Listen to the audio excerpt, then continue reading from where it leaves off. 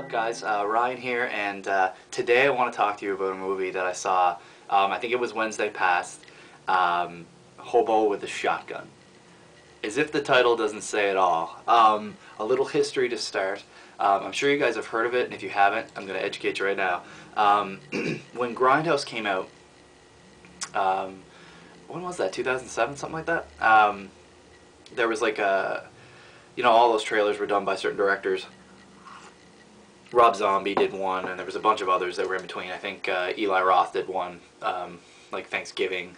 I think Rob Zombie's was Werewolf Women of the SS, and there was some other ones in there. Anyway, when they did that, they did like a contest for who could make the best, Grindhouse trailer to go in there. And a couple of guys from Dartmouth, I believe, they might be from Halifax, but in this area where I live, in Nova Scotia, well, actually, not a couple of guys. I think it was Jason Eisener, specifically, who was the director of the film, made a trailer called Hobo With A Shotgun. And it went up in the movie. They won the contest. I think they got some money for it, or at least they made some connections, because they got some money to make a full-length feature film of Hobo With A Shotgun. So technically, it's the second movie to actually come out of the Grindhouse thing, because Machete came out first, but it's another Grindhouse film that sort of came out from that, that concept. And after seeing it, Cole and I were talking about it, and he put it best. When we first heard of the concept of Grindhouse, and the movies that that came out of that, we had something in mind, I guess. And he said, very specifically, this is what should have happened. This is what should have come out of the concept of Grindhouse. The movie, of course, stars Rutger Hauer. How can you not? How can you pass that up? Who, I don't know if he's done a movie in a while before this, but, he's sort of this cult legend, of course. And basically plays the character of Hobo. I won't go too much into the story or anything like that, but he comes to this town I think it's supposed to be called Hope Town. But they all lovingly, call it Fuck Town during the whole movie.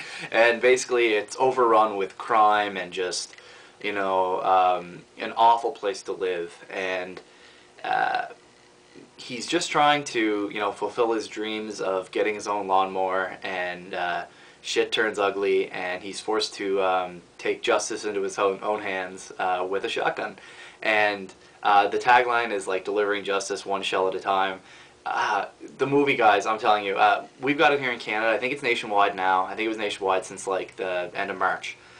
And I think it's not hitting the States until May, early May, something like that.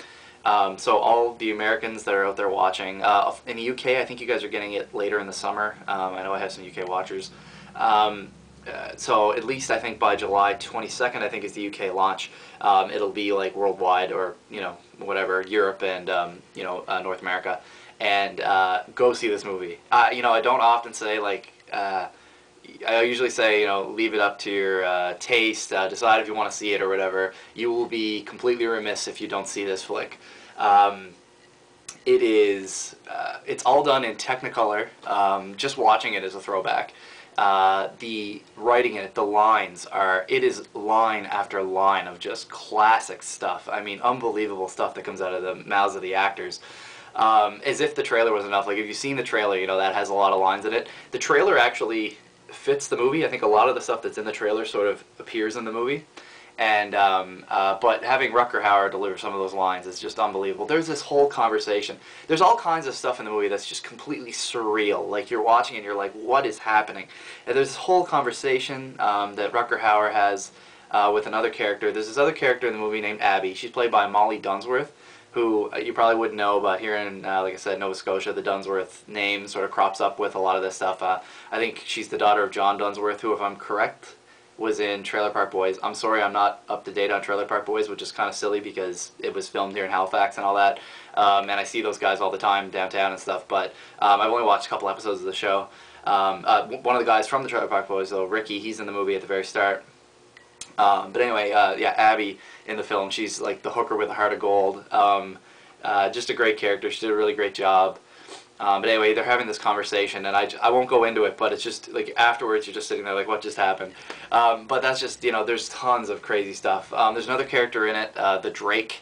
He's sort of like the criminal mastermind in the movie, and He's played by, you guys wouldn't know him again. I don't know if the show ever made it down to the States, but there was a show in Canada called Lex. For years it ran on Saturdays, I think, kind of thing. It was like a sci-fi show. He was in that. I can't remember his name in it. It was a weird name, like Tweedle or something, like Stanley Tweedle maybe. And like if you've seen the show, you recognize him instantly. He's in it every episode. He has a little cap on. Anyway, he plays like the Drake in the movie. There was a couple. He has sons. One of the sons, it was driving me nuts when I was watching the movie. I recognized him, and I think he's done a lot of movies. And his name is Gregory Smith, I believe.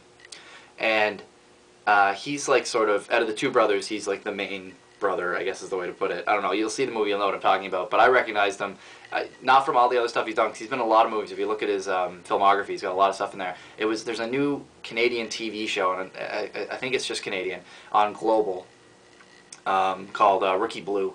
And I think it's still on the air, and that's where I recognize him. He's one of the cops in Rookie Blue.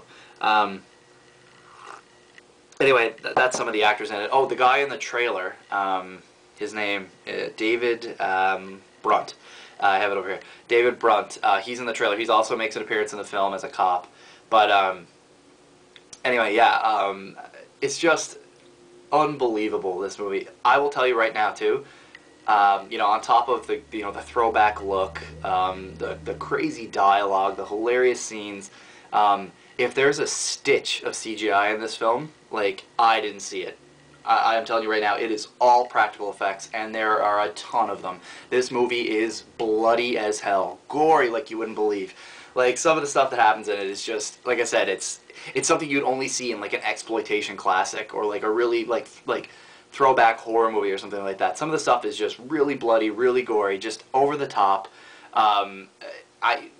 Whoever, like I said, whoever wrote it, like, they're a genius. I think it might have even been Jason Eisener, I'm not sure though, maybe not. I know he directed it, and he's from, like I said, from Dartmouth or Halifax, I don't know which. His Twitter is @Jason Eisener, I think. I'll put it on the screen, or I'll put it down below. He's just made an awesome, awesome, awesome movie here.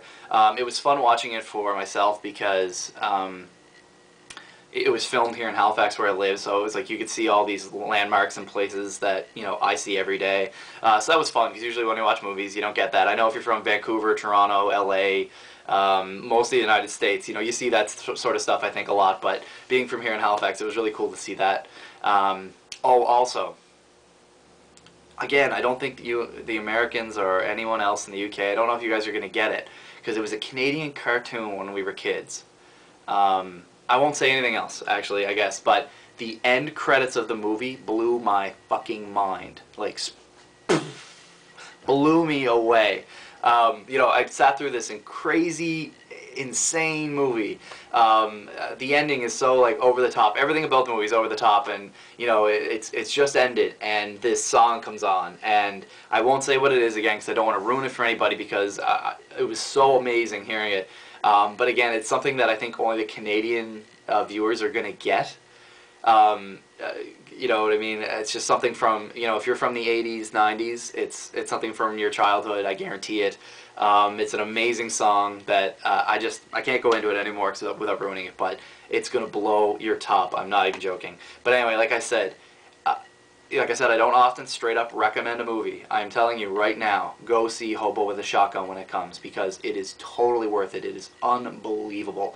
I mean, I was floored by it. It's just, like I said, it's the dialogue, the kills in it, everything about it was just so crazy. Anyway, I'll stop gushing about the movie. I just wanted to make a quick video to tell you guys about that. I'll check right now to make sure. It's yeah, May 6th in the U.S., May 19th in the Netherlands, and July 22nd in the UK that it's out, and it's already out in Canada as of March 25th. So definitely go see this movie. You will definitely be happy with it. So that's enough, guys. I'll talk to you later, and peace.